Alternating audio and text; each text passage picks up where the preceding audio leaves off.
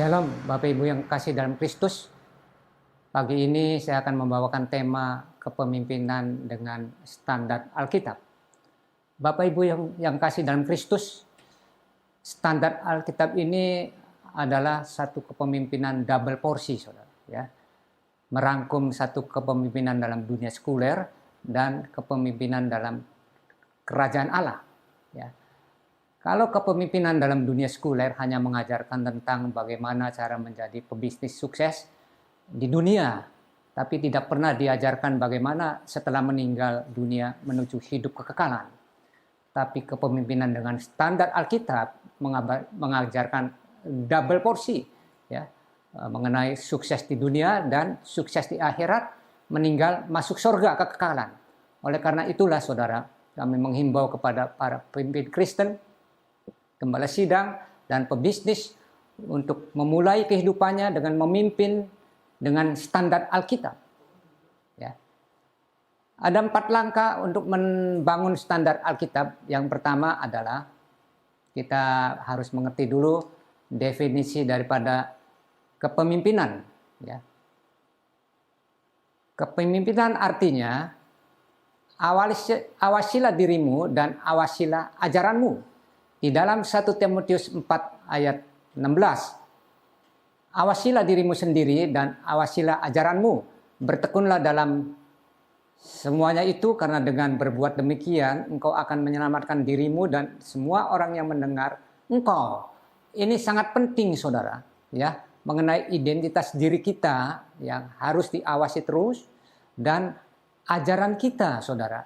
Sehingga ajaran ini dengan standar Alkitab, ya, kita yakin bahwa ajaran kita ini benar, tidak keluar dari Alkitab dan tidak salah tafsir.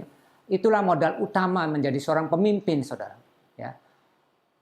Apabila Anda mengabaikan tentang diri Anda dan apabila Anda mengabaikan tentang pengajaran Alkitab firman Tuhan, kemungkinan Anda akan melanggar Alkitab, saudara. Yang kedua adalah standar Alkitab. Hanya Alkitab yang adalah firman Allah yang ditinggikan.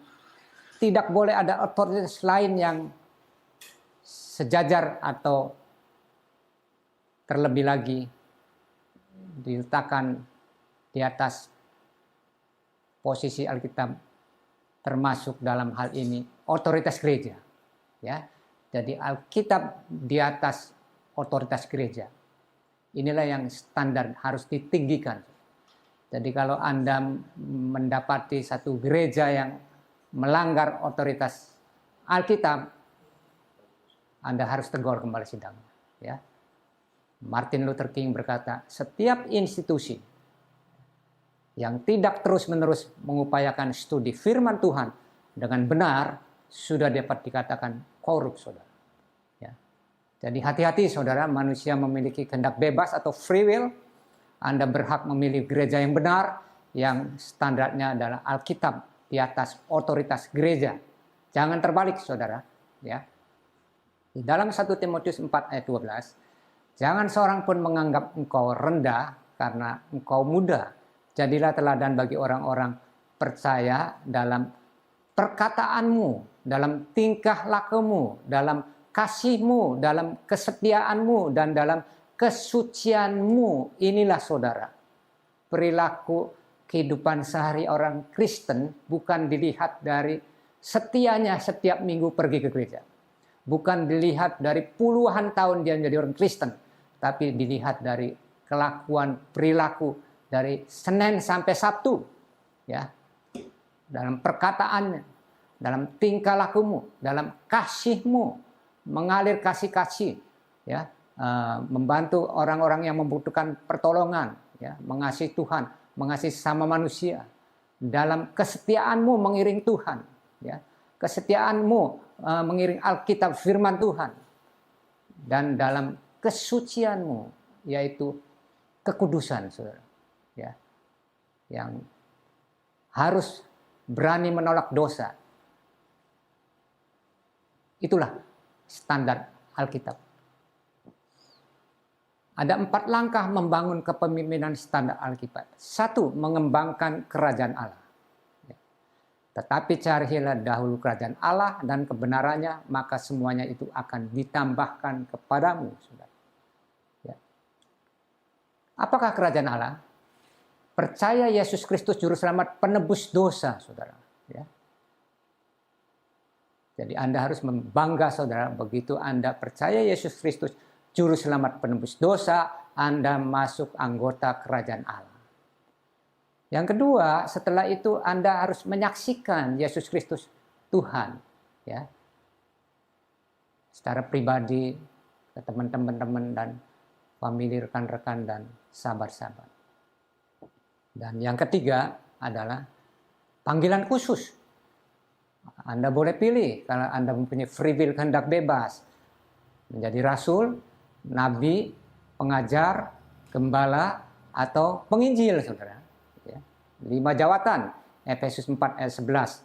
Dan ialah yang memberikan baik rasul-rasul maupun nabi-nabi, baik pemberita-pemberita Injil maupun gembala-gembala dan pengajar-pengajar, saudara.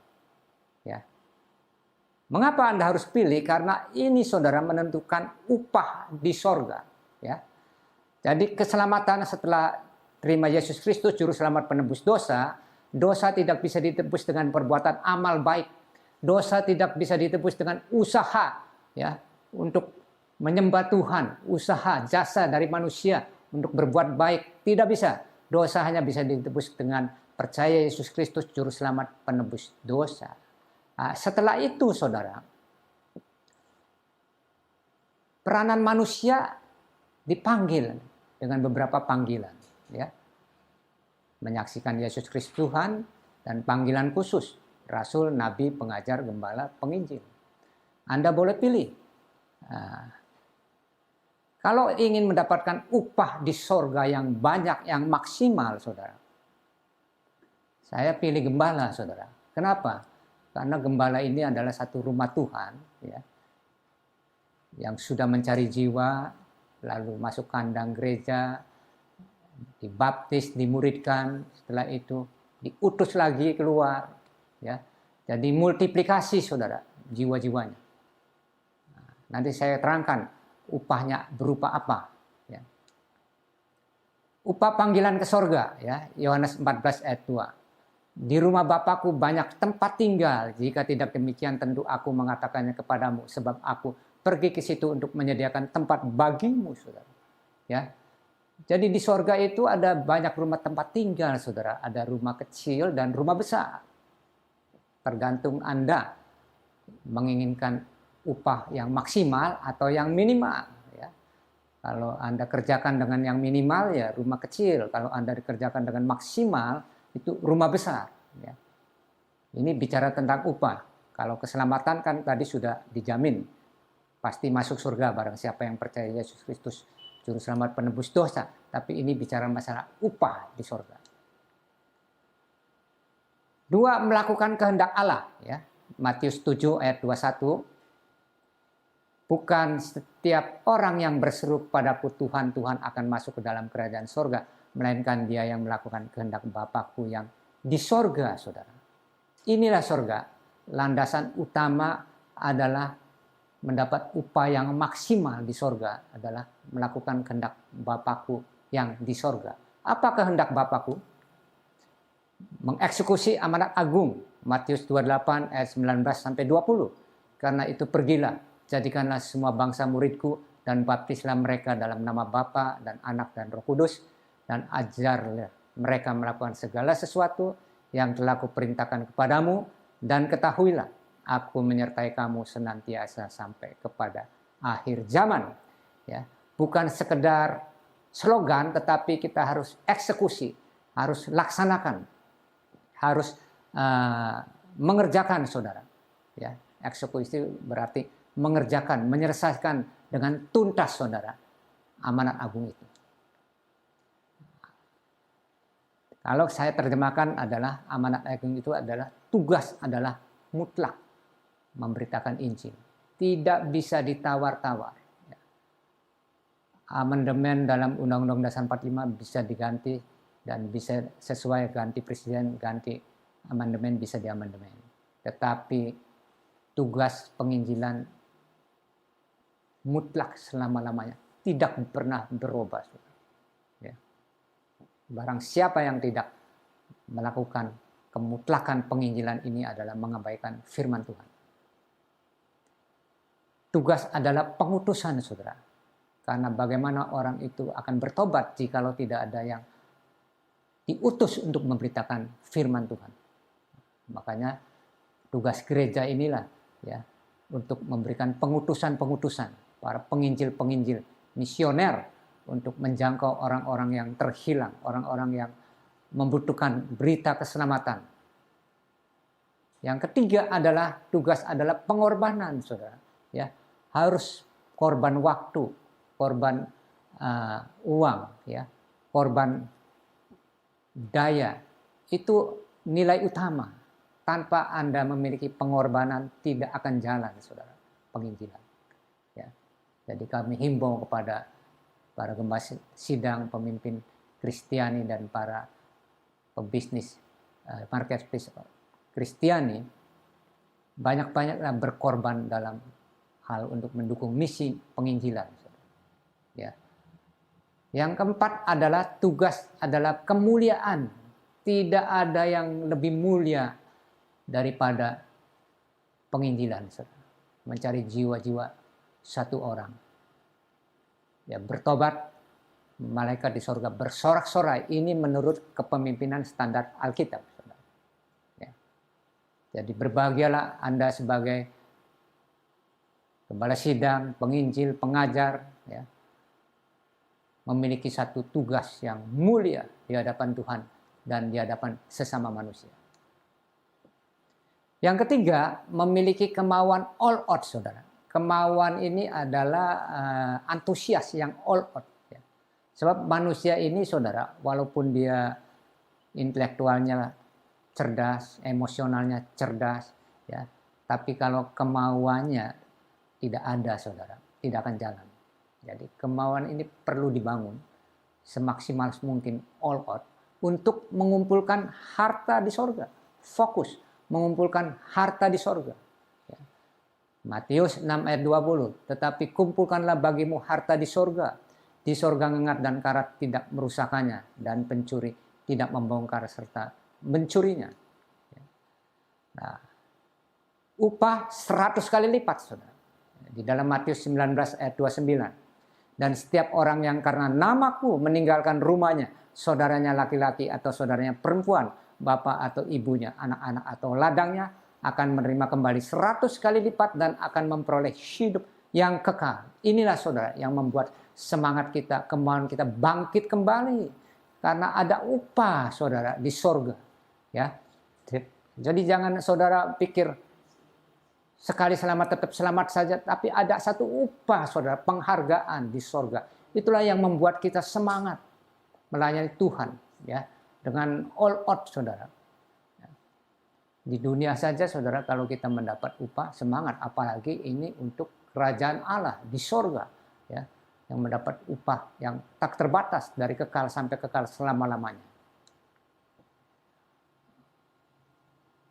Upah memimpin bersama Yesus di Yerusalem baru, ya, Matius 19 ayat 28. Kata Yesus kepada mereka, aku berkata kepada sesungguhnya pada waktu penciptaan kembali, apabila anak manusia bersemayam di tahta kemuliaannya, kamu yang telah mengikut aku akan duduk juga di atas 12 tahta untuk menghakimi ke-12 suku Israel, saudara. Luar biasa, saudara. Ya. Yang pertama mendapat upah 100 kali lipat, yang kedua mendapat upah memimpin bersamayam di tahta kemuliaan. Luar biasa, ya. Akan duduk juga di atas 12 tahta untuk menghakimi ke-12 suku Israel. Oleh karena itu, saudara, betapa mulianya kedudukan kita sebagai anak-anak Tuhan, ya, untuk memimpin. Definisi memimpin itu kedudukan yang tinggi, saudara. Ya. Saya kasih lihat, kalau di dalam dunia kepemerintahan, ya, mulai dari masyarakat, naik lagi dipimpin oleh RT, naik lagi RW, naik lagi lurah, naik lagi camat, naik lagi para bupati, naik lagi para gubernur, naik lagi para menteri, naik lagi presiden, saudara. Inilah kedudukan, saudara. Ya, semakin tinggi kedudukan, upahnya semakin tinggi, saudara. Demikian juga hal kerajaan sorga, saudara. Ya, mungkin Anda selama ini sebagai jemaat biasa, ya, terus Anda nanti akan menjadi seorang penginjil. Nanti dari situ saudara akan menjadi gembala sidang, naik lagi, dan itu naik lagi para pengajar, ya, naik lagi para nabi dan para rasul, ya, seperti Rasul Paulus, luar biasa kedudukannya tinggi dan upahnya saudara berlipat kali ganda. Itulah saudara yang kita kejar, ya. Jadi ada upah. Untuk itu saudara harus mengupgrade kedudukan saudara, ya, semakin tinggi kedudukan saudara, ya, semangat dan karya prestasi menghasilkan buah-buah semakin maksimal mendapat upah. Mulai hari ini bangkitkanlah semangat saudara, ya, melibatkan diri, ya, yang awalnya dari penonton jemaat biasa bangkit menjadi penginjil atau gembala sidang atau pengajar atau nabi atau rasul. Nah, mahkota yang akan diterima oleh orang-orang percaya saat masuk ke kerajaan surga ada 5 mahkota. Yang pertama mahkota kebenaran, the crown of righteousness. Mahkota ini akan diberikan kepada mereka yang setia menjaga hidupnya tetap kudus dan yang merindukan kedatangan Kristus. Ya. 2 Timotius 4 ayat 8, sekarang telah tersedia bagiku mahkota kebenaran yang akan dikaruniakan kepadaku oleh Tuhan Hakim yang adil pada harinya, tetapi bukan hanya kepadaku, melainkan juga kepada semua orang yang merindukan kedatangannya. Yang kedua mahkota abadi, the crown of incorruptible. Mahkota itu akan diberikan kepada mereka yang mengambil bagian dalam pertandingan dan yang bisa menguasai dirinya dalam mengendalikan hawa nafsu dunia. 1 Korintus 9 ayat 28, tiap-tiap orang yang turut mengambil bagian dalam pertandingan menguasai dirinya dalam segala hal, mereka berbuat demikian untuk memperoleh suatu mahkota yang fana, tapi kita untuk memperoleh mahkota yang abadi. Yang ketiga, mahkota kemegahan, sukacita, the crown of rejoicing. Mahkota itu akan diberikan kepada mereka yang rajin memberikan kesaksian dan yang memenangkan jiwa orang lain bagi Kristus. 1 Tesalonika 2 ayat 19. Sebab siapakah pengharapan kami atau sukacita kami atau mahkota kemegahan kami di hadapan Yesus Tuhan kita pada waktu kedatangannya kalau bukan kamu. Mahkota keempat, mahkota kemuliaan, the crown of glory. Mahkota ini akan diberikan pada mereka yang taat dan mengembalakan domba-domba gereja. 1 Petrus 5 ayat 24. Gembalakan kawan domba Allah yang ada padamu dan dengan paksa tetapi dengan sukarela sesuai dengan kehendak Allah, dan jangan karena kamu mau mencari keuntungan tetapi dengan pengabdian diri. Janganlah kamu berbuat seolah-olah kamu mau memerintah atau mereka yang dipercayakan kepadamu, tapi hendaklah kamu menjadi teladan bagi kawanan domba itu. Kamu apabila Gembala Agung datang, kamu akan memiliki mahkota kemuliaan yang tidak dapat layu. Inilah saudara, gembala sidang akan mendapat mahkota kemuliaan. Ya. Yang terakhir mahkota kehidupan, the crown of righteousness. Mahkota akan diberikan pada mereka yang bertahan dalam percobaan. Ya. Berbahagialah orang yang bertahan dalam percobaan, sebab apabila dia sudah tahan uji, dia akan menerima mahkota kehidupan yang dijanjikan Allah kepada barang siapa mengasihi dia. Ya.